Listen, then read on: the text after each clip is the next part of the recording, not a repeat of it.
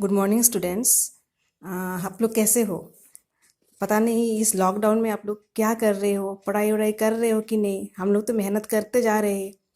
Please थोड़ा सा पढ़ाई कर लेना और थोड़ा सा वीडियो को थोड़ा अच्छी तरह से देख लेना, थोड़ा पेशेंटली देख लेना, क्योंकि इस सिस्टम से आपने पढ़ाई की नहीं होगी आगे। हमने भी नहीं पढ़ाया आप लोगों को।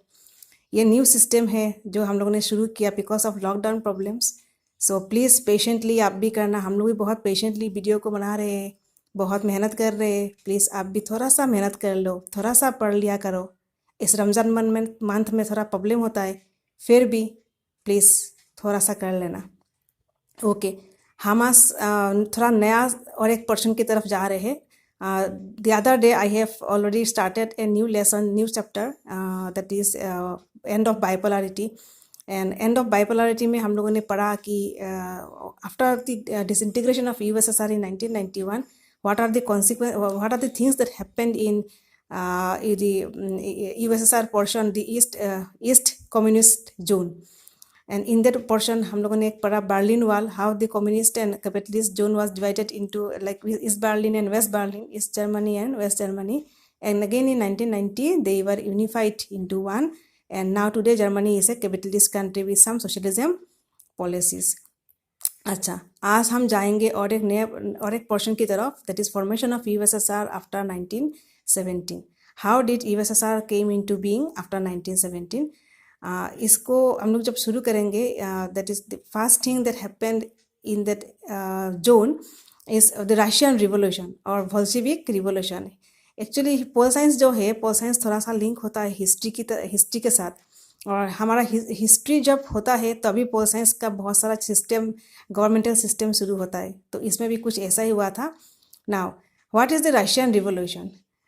रशिया में बहुत काफ़ी दिनों से जब the Kings were ruling the country, the Kings were not good. They were cruel, they were despotic, they were aristocratic, and they didn't care for the common people. So I've written there, the situation of Russia was very bad. Russia was ruled by despotic monarchs. बहुत सारे monarchs आए और गए जो बहुत despotic थे, aristocratic थे. Same इसी तरह और एक रूलर था, ये लास्ट रूलर था, जिनका नाम था tsar Nicholas two. He was also same, he did not care for the common people. और उस जगह पे बहुत सालों इस तरह ऐसा रहते रहते पीपुल बिकेम डिससेटिस्फाइड. अभी और नहीं, तो there has to be a revolution in the country. So in 1901, a socialist revolutionary party was formed to lead the revolution. एक revolutionary party form हुआ to lead the revolution against the king and against the system which is not working according to the conditions beneficiary of the common people. So इस revolutionary party जो था वो फिर थोड़े दिन formation के थोड़े दिन में ही फिर ये भाग हो गया. ये भाग होकर दो भाग में बट गया. One group led by Mensheviks, one group led by Bolsheviks. इन दोनों ग्रुप का दो नाम बन गया, बोल्शेविक्स एंड मेंशेविक्स. तो ये रिवोल्यूशन जो था, इस रिवोल्यूशन को फास्ट में लीड किया by the Mensheviks and through coup डिटेक्ट Czar Nicholas two was overthrown in 1917. अभी कोप डिटेक्ट माने Jar was forced by the Mensheviks had their own army, own men, and forcefully they have outthrown Jar Nicholas II from the throne in 1917. उसके बाद जो monarchy का system था वो ख़त्म हो गया रशिया में. and later on the Mensheviks could not keep up that system. Russia को नए सिस्टम में ढाल नहीं पाए वो लोग. तो लेटर में क्या हुआ, again the Bolsheviks came and they started to lead that new system. So they have captured the whole of the governmental system in Russia in 1917, and one of the strongest leader that came up is that person called Vladimir Lenin. He was one of the strongest communist leader of Russia. He became the new prime minister of new government, and it led to the destruction of capitalism and establishment of communism. इस तरह से Russia में communism party आया because Vladimir Lenin जो थे या फिर Menshevik Bolshevik दोनों ही जो थे, they where communist people. So this how capitalism policy destroyed and communism policy came into being. और रशिया बहुत सालों तक कम्युनिज्म पॉलिसी में चलते गया. And the creation of a new USSR came into being, and that is called Union of Soviet Socialist Republic. Bolshevik government created a new system known as Soviet system. उसका उन्होंने एक नया नाम दिया Soviet system. Soviet means क्या? Means an elected council in a communist country. Elected council मतलब ये जो सोवियत सिस्टम है इसके अंदर में ये लोग they were all came up in a communist type. Communist एक टाइप का वो दबाव शुरू किया उन लोगों ने. और अंडर द प्राइम मिनिस्टरशिप बहुत सारे और भी लीडर्स थे और भी मेंबर्स थे, मिनिस्टर्स थे, और उनके अंडर में बहुत सारा एक बहुत स्ट्रांग सा आर्मी था. और इन लोगों ने पूरी जो होल ऑफ द यूएसएसआर का जो पूरा 15 रिपब्लिक्स को इनको डोमिनेट करना शुरू किया इन लोगों ने, मेनली रशिया ने. तो इसका नाम है सोवियत सिस्टम. अच्छा, सोवियत सिस्टम में जाने के आगे में मैं थोड़ा सा आपको बोल देती हूँ कि यूएसएसआर जो था वो 15 रिपब्लिक में कन्वर्ट हो गया था.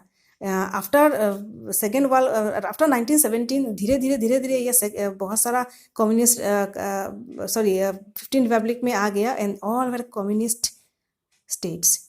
तो वो कौन था? रशिया जो one of the powerful state था. एंड आफ्टरवर्ड्स डिसइंटीग्रेशन जब हो गया यूएसएसआर का, तब रशिया ने लीड किया इस पूरी कंट्री को. Super power collapsed and Russia came into being instead of USSR.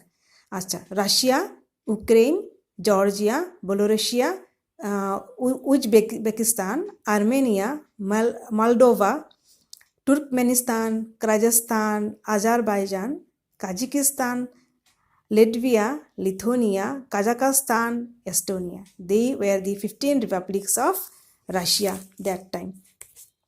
15 republics of USSR that time. And Russia is one of the leading strongest country जो निकल के आया है, स्टेट जो निकल के आया है इस दौरान. अच्छा, उसके बाद मैं आपको थोड़ा सा बुक से बोल रही हूँ. जो सोवियत सिस्टम है वो क्या था. सोवियत सिस्टम आपको जब बुक मिलेगा आपको ऑलरेडी पता चल जाएगा इसमें.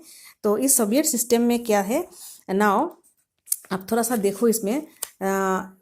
इसमें बहुत सारा फीचर्स उन्होंने दिया है. The USSR had a huge communication network and most energy resources which included oil, iron and steel. बहुत ह्यूज कम्युनिकेशन नेटवर्क उन्होंने शुरू किया. ये ज़्यादातर सोवियत सिस्टम जो मैं पढ़ रही हूँ ये मेनली हुआ है आफ्टर सेकेंड वर्ल्ड वॉर. उसके आगे तो था, लेकिन सेकेंड वर्ल्ड वॉर के बाद में they emerge as a major super power with a communist ideology.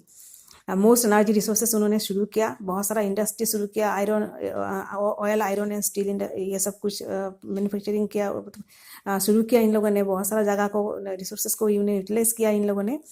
It had a large scale production and a huge transport sector. The entire country was well connected. Transportation system बहुत strong कर दिया उन लोगों ने. Its domestic consumer industry produced everything from pins to car. मतलब pins to car, just छोटा सा pin से लेके बड़ा सा कार तक सब कुछ था इनके कंट्री में. The Soviet system ensured minimum standard of living for all citizens. सबके लिए कुछ ना कुछ था. Minimum standard of living मतलब सब कुछ ही था वहाँ पे, ये कुछ दिक्कत नहीं था. The Soviet government provided all basic necessities including health, education, childcare and other public and other welfare schemes at minimum cost. तो health, education, childcare, welfare scheme सब कुछ इन लोगों ने अच्छी तरह से देखभाल करना शुरू किया. There was no unemployment. अभी एक कंट्री में अगर हम लोग बोले कि इस कंट्री में no unemployment, तो ये बहुत बड़ी सी बात हो गई है. तो that time they have declared that there was no unemployment. मतलब सब एम्प्लॉई थे यहाँ पे. ये सब थोड़ा सुनने में थोड़ा सा अजीब लगता है, but it happened. The Soviet state owned and control land and productive asset. So that was communist and socialism country. तो इनका जो प्रोडक्शन सिस्टम था वो everything was control by the state. अभी ये था पॉजिटिव फीचर्स. अभी अगर हम लोग हर चीज़ में नेगेटिव भी होता है, बहुत सारा चीज़ नेगेटिव में आएंगे तो क्या देखते हैं कि ये जो सोवियत सिस्टम है ना, ये Soviet system mainly for the rich people and for the high middle class people, but for lower middle class और पोर कॉमन पीपल जो थे इनके लिए इतना सिस्टमेटिक अच्छा नहीं था. ये सिस्टम जो था वो बेनिफिशियरी नहीं था. तो बहुत सारा ड्रॉबैक्स निकल के आता है। देखिए, the Soviet system was highly bureaucratic and authoritarian. इसके जो हाईली ऑफिशियल्स जो थे वो लोग हाईली ब्यूरोक्रेट्स थे एंड अथॉरिटेरियन थे। They were not that much like lower to the people, they were not responding to the people nicely. बहुत highly official, highly मतलब एरिस्टोक्रेटिक टाइप के लोग थे ये लोग। It was not democratic, it was rather highly centralize. Centralize मतलब जो communist party है, communist party use to rule whole of the things, जो मैंने आगे ही बोला आपको। तो ये सेंट्रलाइज सिस्टम था, एक जगह से सब कुछ पावर जो डोमिनेट हो रहा था। the Soviet citizens had no freedom of speech and expression। तो अगर एक कंट्री में कम्युनिस्ट पॉलिसी होगा तो उसमें डेमोक्रेसी अगर नहीं होगा तो automatically freedom of speech and expression नहीं होगा। Next, the one-party system had tight control over all institutions. The Bolshevik party was not accountable to the people। तो ये था ये that the मैं और एक पढ़ती हूँ 5। The party even did not allow Union Republics to manage their own affairs, including cultural affairs। तो ये जो बोल्शेविक पार्टी था, ये कम्युनिस्ट पार्टी था, ये रिस्पॉन्सिबल था पूरी कंट्री को चलाने के लिए। And they were highly tightly they control over all the institutions को कंट्रोल करके रखते थे वो लोग, सेंट्रलाइज थे वो लोग। और दे वर नॉट मतलब एक हर चीज़ को मैनेज अपने आप करते थे। और इवन कल्चरल अफेयर्स, हर चीज़ का मैनेजमेंट इनके हाथों में था। मतलब they were highly aristocratic, highly centralised थे ये लोग। Russia was one of the 15 Union republics and that formed the Soviet Union, but Russia dominated everything. The people of other Union republics were neglected and oppressed। तो मैंने आगे ही बोला कि Russia emerged one of the strongest state from the 15 republics। So after the disintegration of USSR, तो Russia came and lead the country। तो अभी का जो USSR है वो अभी हम लोग किस नाम से बोलते हैं? रशिया के नाम से बोलते हैं। So this is the story of how USSR came into being and what is the system. Soviet system जो था वो क्या था, कैसे शुरू हुआ, ये सब चीज़। स्टूडेंट्स, मैं आपको फिर बोलती हूँ, प्लीज़ आप थोड़ा सा ध्यान दे दो, थोड़ा सा पढ़ना शुरू कर दो, थोड़ा सा वीडियो जो है उसको आप थोड़ा देखो, आप थोड़ा ध्यान से देखो। और जो नोट्स हम लोग देते जा रहे हैं सब सब्जेक्ट में इंक्लूडिंग मी, आप नोट्स को थोड़ा सा पढ़ना शुरू करो। बिकॉज आफ्टर जब लॉकडाउन जब खोलेगा जब, तब इसके बाद हमें इतना टाइम नहीं मिलेगा सब कुछ करने के लिए। So please students, be alert, थोड़ा सा रिस्पॉन्सिबल हो जाओ और थोड़ा सा नेग्लिजेंसी छोड़ दो, अभी थोड़ा सा आलसीपन भी छोड़ दो थोड़ा सा। और मैंने आगे ही बोला रमज़ान को भी एंजॉय करो और थोड़ा पढ़ाई को भी एंजॉय करो। Okay, thank you.